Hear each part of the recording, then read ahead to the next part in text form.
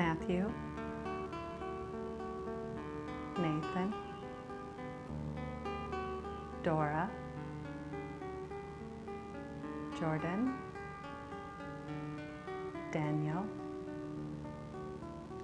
Sarah, Michael, Leilani.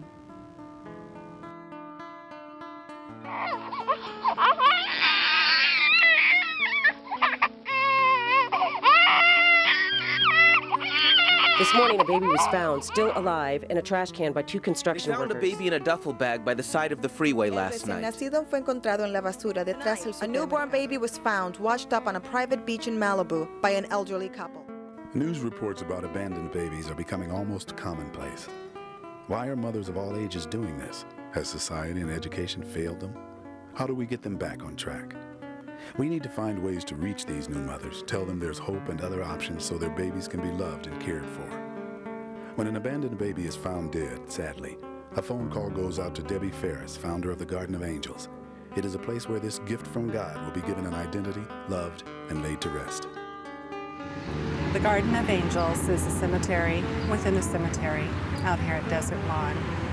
And it's for John and Jane Doe children, abandoned and unclaimed children who have been found along roadways or who have been found in the trash cans. And we just simply care for them and give them a loving and Christian burial. The coroner's department determines how an abandoned baby dies. A coroner's investigator will try to identify the baby and notify family when possible. The number of babies abandoned in Los Angeles County, we normally will average about 10 to 15 a year. There is no monthly average. We can have, unfortunately, several in 1 month or none in 1 month. The fact that these babies mainly are homicide victims makes it extremely difficult to locate the mother. We need witnesses who may have seen something. The babies may be wrapped in some type of clothing, blankets, placed in a certain type of box. Whatever physical evidence we can obtain, as well as eyewitness statements, are searched and researched and become all part of the reports. And then also the babies will be screened and autopsied, and then DNA samples held for future evidence. The rate of numbers being found has increased over the years, I think due partly to the fact that so many more people are into recycling, and we have a lot of more people going through the trash dumpsters and are actually finding these babies. Unfortunately, we'll never know how many are actually taken to the dump that we don't find. Well, when the mothers are found, they will use any number of excuses. I thought they were dead. I didn't know I was pregnant. I was afraid of what my family would say. Excuses to you and me would be ludicrous, but somehow they rationalize it. We're becoming a society of not caring, and a child's life to some people means nothing. It's the same with the homicides. You interview people on some of these homicides, and they really have no feelings over the fact that somebody has died. And unfortunately, I think some of these mothers and fathers, we've had witnesses that have indicated the men have been there too. I think they just don't care anymore. The baby's in the way, it's interfering with their lifestyle, it's any number of things. And the easiest way to get rid of it is just to toss it away. The newspaper accounts of them being thrown away babies, yes, they're thrown away. Their parents didn't want them, they threw them away. Before Debi Faris came along with her organization, we would try to get local citizens groups, local police agencies, any organization of that type to do a private burial for these babies. Failing that, we had to turn them over to the Los Angeles County morgue, and the bodies were cremated. And our department is happy that Ms. Faris came along. We support it. It is a good closure for these babies. Personally, I'm behind it 100%. Personally, I wish we didn't have a need for this type of thing. But it is there, and as long as we do have this abandonment of babies to where they die, then we're always going to need something of this nature. And I think Ms. Faris says it the best when she indicates that they didn't have a blanket, but they will have a casket. The LAPD Child Abuse Unit will investigate the death of an abandoned baby and file charges against the abandoning parent when and if they're found. We've been finding abandoned babies in the trash can, usually in residential areas, maybe apartment, a community complex type thing. We found some, I think, in what markets, in the back of the markets, and just lots where there's a trash bin, someplace where they think that nobody's going to come here. By the time anybody finds a baby there, the trash is going to be picked up. I don't know whether it's the fact that people are being more observant, or there's more people that are rummaging or recycling, should I say, trash or aluminum cans, bottles, things like that, but they're digging through dumpsters. A lot of it is young girls that are getting pregnant. They're afraid of what their parents might think of them. They think probably instead of maybe giving the baby up for adoption, just giving birth themselves in the bathroom, disposing of the baby in the trash, which would probably be to them, would be the less likely place that they would find a baby in a trash. I think a lot of them know that it's not the right thing to do, but they get so scared and frightened by what the parents might say. Maybe the parents didn't know that they were pregnant.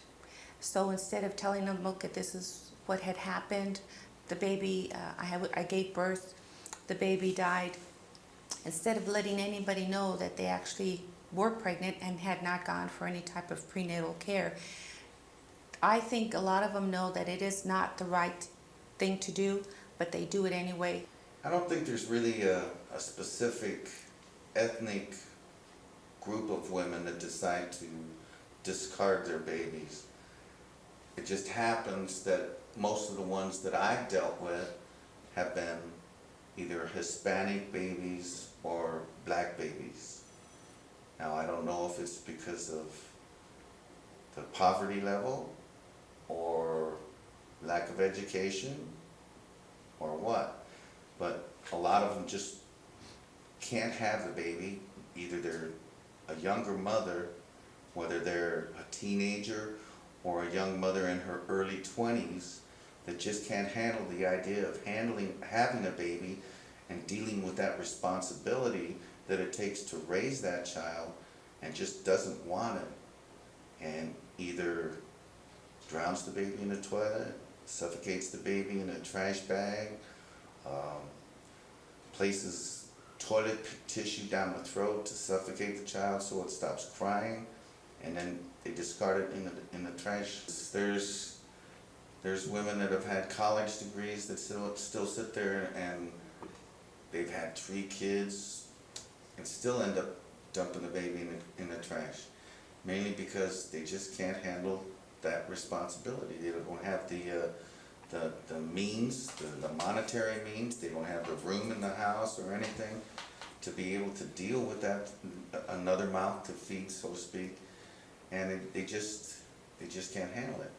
Now, lack of education, there are some like in the young mothers, but they're still getting the information fed to them through school, through high school and everything. If they take high school classes, there's certain classes that teach them about what they can do if they become pregnant and everything, all the way down the line. If they say they don't want the baby, that can be taken care of through the Department of Children's Services, through adoption. And somebody, like my partner said, the couple that is wanting a child and cannot have a child, they can adopt. There's many kids that are out there that need a loving family. many couples in this whole United States that would love to have children that can't have children. Even if you can take it to an emergency room and leave the child in an emergency room, but give the child a chance. Just give the child a chance. If you do want to have sexual intercourse, like my partner again said, there's many, many precautions that you can take.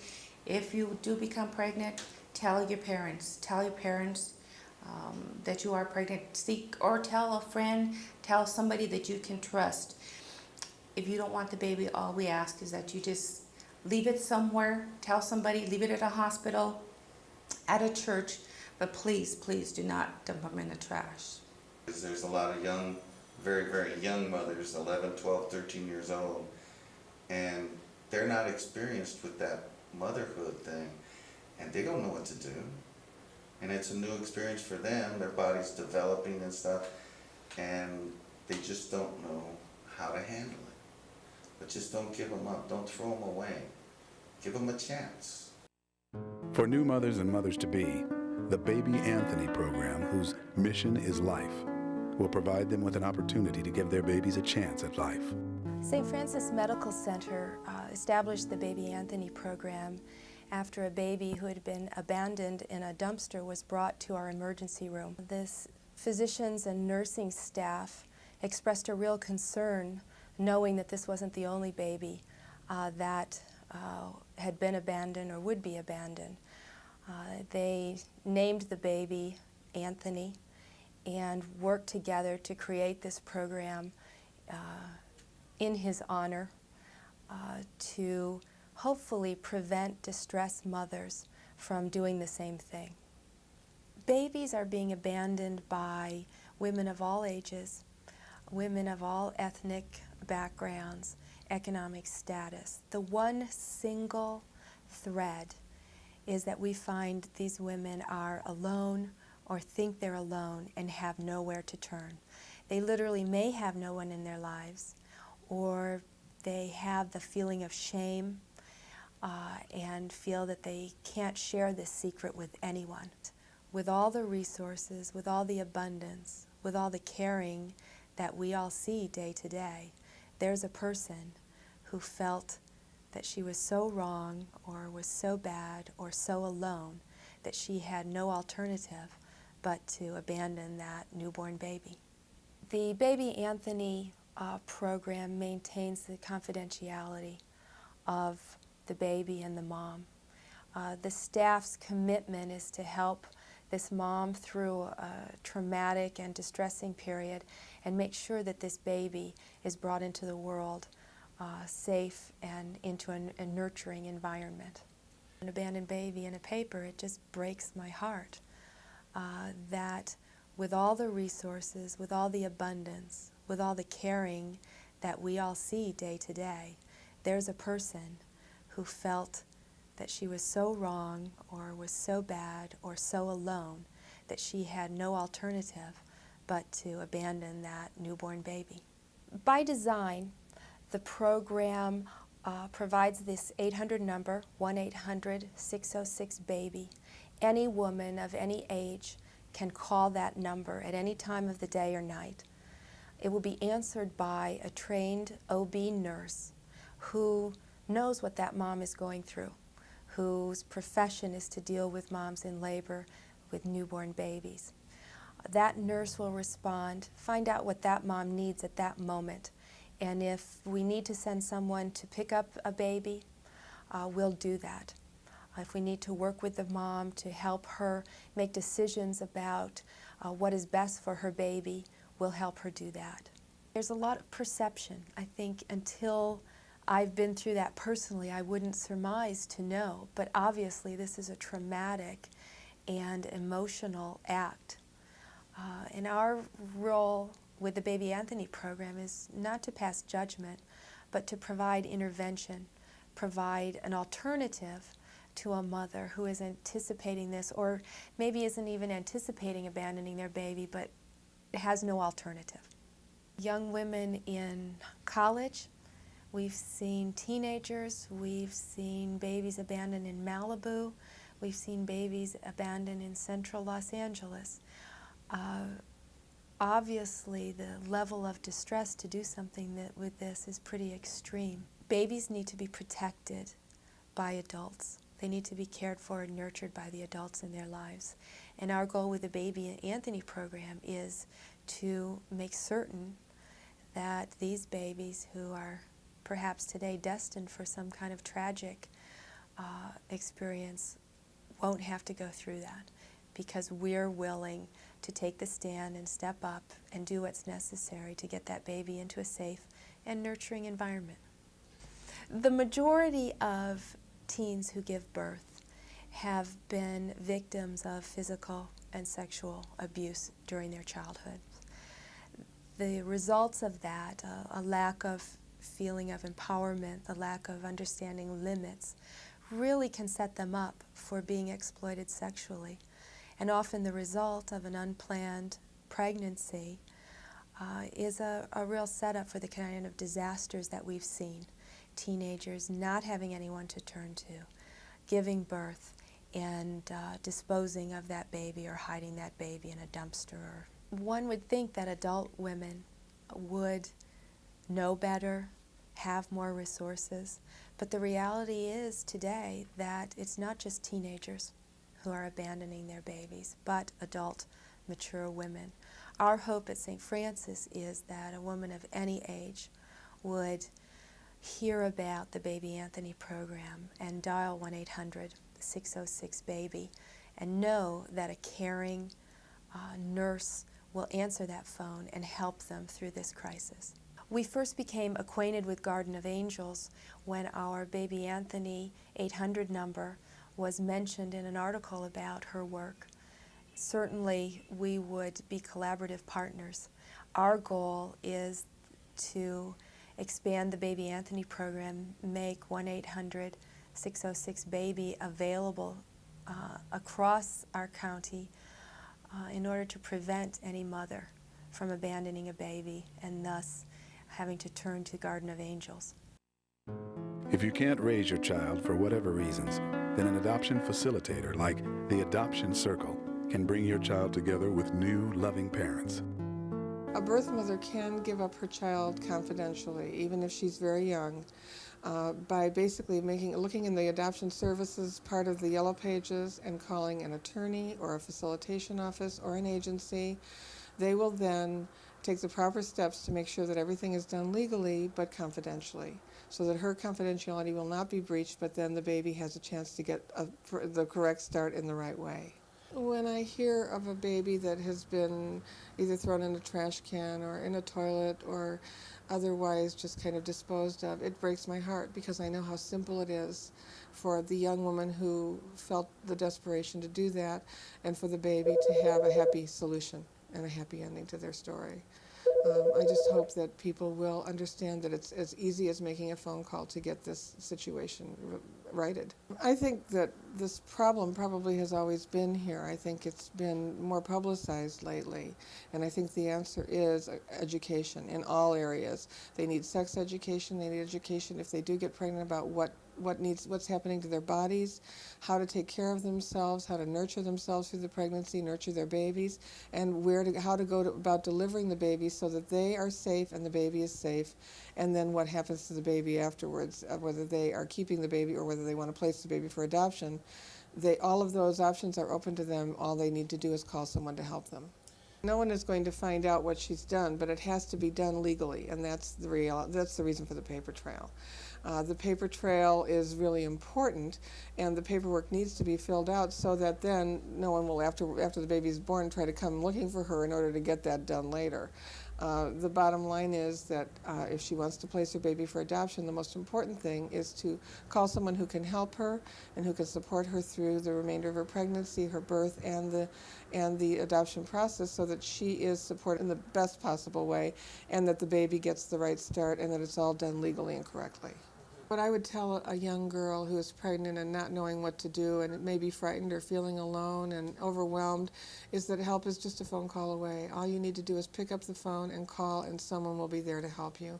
Whether it's us or whether it's an adoption agency or an adoption attorney, another facilitation office, just call someone and someone will help you. The Garden of Angels, where these gifts from God are resting and are loved. It took a TV news report about an abandoned baby to stir up the parental emotions inside of Debi Faris. Who will love or care for this unknown child? With her family support behind her, she made a difficult phone call to find out what she could do to claim that child. Well, I introduced myself and just shared with them my concern about this child and what would happen to him.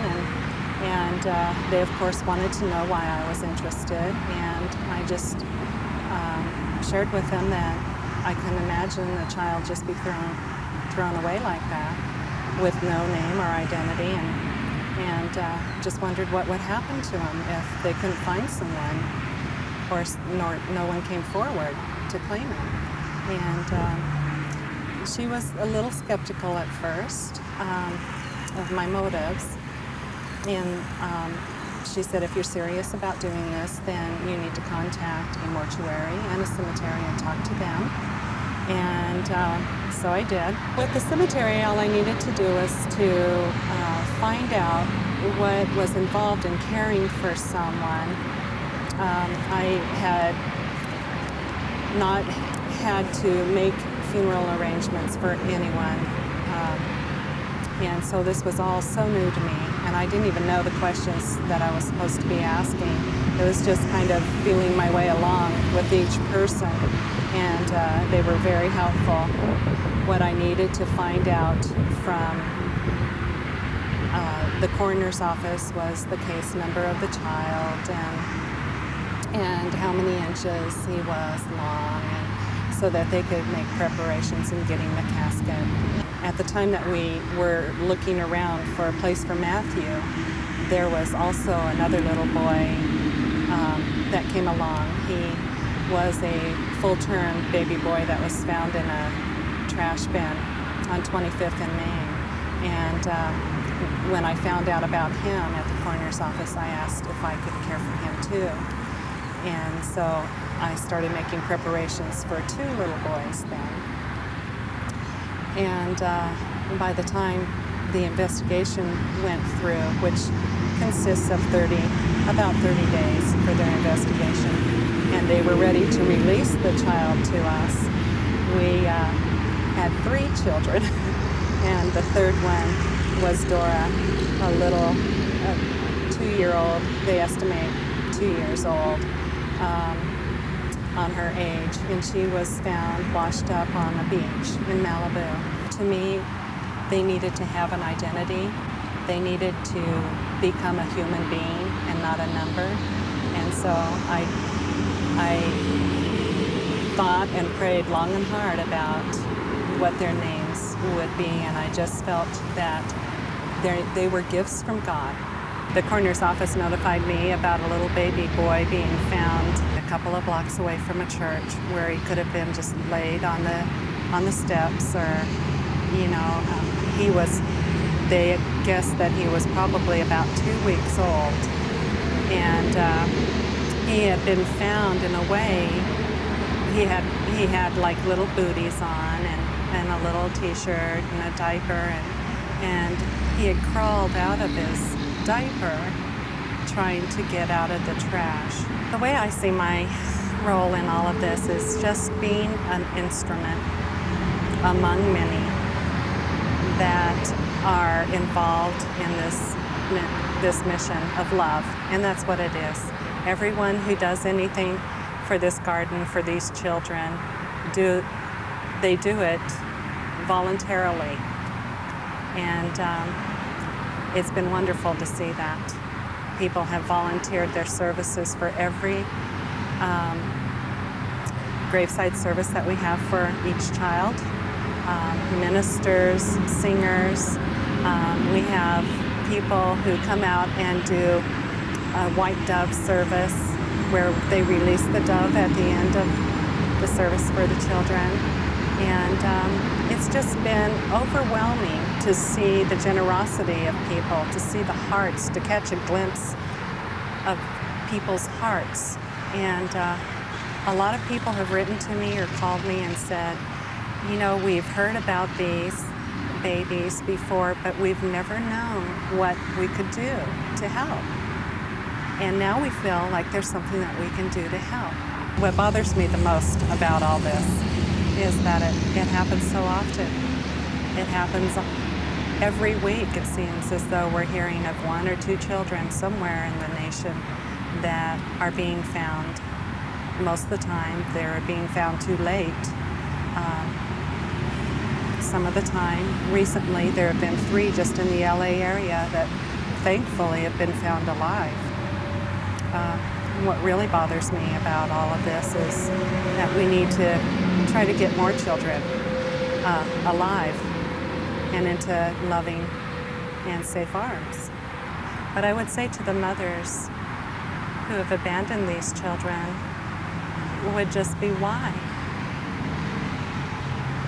Wasn't there anyone that you felt that you could go to just one person to say, I'm pregnant, I don't know what to do, I can't keep this child, I need help. Whether it be a friend, a counselor, a minister, anyone. There are so many people out there who would love to help, and so many people out there who would love to have children, but who can't, that would love to have the honor of having the gift that they're carrying. It's about the children. It's about giving them dignity and honor. It's about giving them a name instead of a number, a voice instead of silence. It's about a purpose that we all have to fulfill, whether it's here on earth or in heaven. It's the value that God places on each one of us. It's understanding that these precious ones are not only God's, but also yours and mine. It's about what we could have done to protect the lives of these children and what we can do now. It's opening our eyes and listening to the still small voice inside each one of us. It's about changed hearts and lives. It's about love. As of today, there are over 60 babies buried in the Garden of Angels. Because of Debi Faris and the Garden of Angels Safe Arms for Newborn program, a new safe haven law in California was passed to allow mothers of any age to surrender their unharmed newborn child within 72 hours of birth, confidentially, and will allow them 2 weeks to reconsider their decision. So far, 42 states have enacted their version of a safe haven law. Remember, it's all about the children and what you can do for them. Thank you for watching.